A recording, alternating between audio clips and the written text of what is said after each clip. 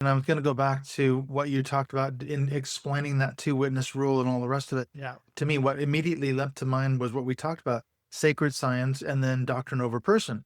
Because Yeah. you just articulated, you said, our view of the Bible Yeah. trumps man's law. So that's That's right. sacred science. And then doctrine over person. What we believe, what we teach is more important than the fate of this child who has been sexually abused by a church leader or someone in the church. That's the most clear case of doctrine over person I think you could imagine.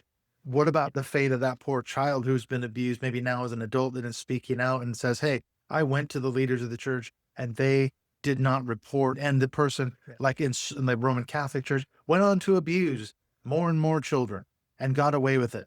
It's happened so Yeah, many times. it happened. And when I was growing up, this was one of the things that I remember being told about this, and it was one of the sticks that we used to beat the clergy with. This very thing, this very same thing, and then you find out that it's been going on. The same sort of thing has been happening in your own organization. That's pretty devastating, actually. Hmm. Yeah.